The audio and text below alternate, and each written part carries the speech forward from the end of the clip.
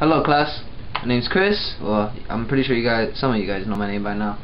But I'm going to be talking about listening in different situations, okay? We're going to start with the workplace. Now, when we're talking about listening in the workplace, you got to keep a couple things in mind. Like, for example, when you're in the workplace, especially nowadays, a lot of our jobs are service oriented.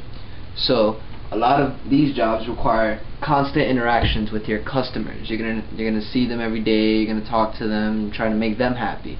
Now you have to listen to what they want, what they need, so it's easier to make them happy that way. Now, I'm talking about the workplace. A couple things that you guys should keep in mind is to be aware. That's step one. Be aware about what they're talking about. You know, stay in the conversation. Keep your head in the conversation. Monitor your nonverbal responses. You want to make sure that you're giving off, not just verbally, but you're giving off physically, that you're listening to what they're saying in your nonverbal responses. Eye contact, things like that. Another thing is minimizing interruptions. You want to, if you have to interrupt them with a question or something, which is our next step, try not to do it so much. Try to let them finish talking first. Try to make sure they get their point across first before you interrupt them. Now, when we're talking about asking questions, you want to ask non-aggressive questions. You don't want to challenge what they're saying. You want to kind of understand their point of view better. And then finally, we're going to talk about summarizing at the end. Okay? At the end of the conversation, you want to make sure, hey, I got you, right? You know, make sure that you know what they were trying to get across. The next thing we're going to be talking about, the next situation, is in the classroom. Alright, we have most of our class time now is spent lecturing, so listening is a very, very good trait to have while you're a college student, while you're in class. In order to listen better in the classroom, you want to find areas of interest in whatever subject you're studying. That way you could stay interested, stay focused, you know.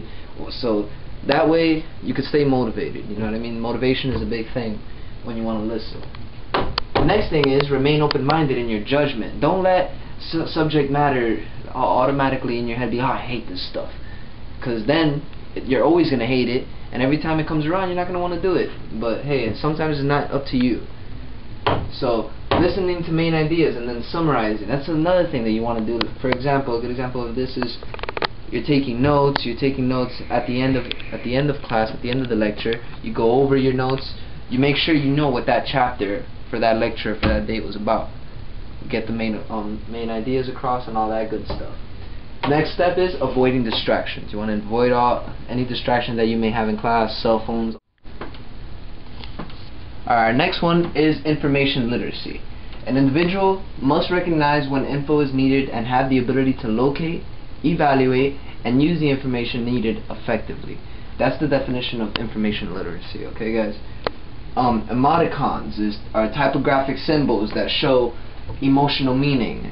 A good example would be when some people write things in all caps on the internet, you know, to emphasize on something, or smiley faces. I know you all are familiar with smiley faces and all that good stuff. And finally, ethical. Recognize the sources of your conversations. Monitor conversations to pinpoint crucial listening. And finally, apply ethical principles in all of your responses. You know, just basic ethical stuff. Be nice. Just because someone told you something you don't like doesn't mean you have to be mean about it. Alright? So, hope you guys have a good day.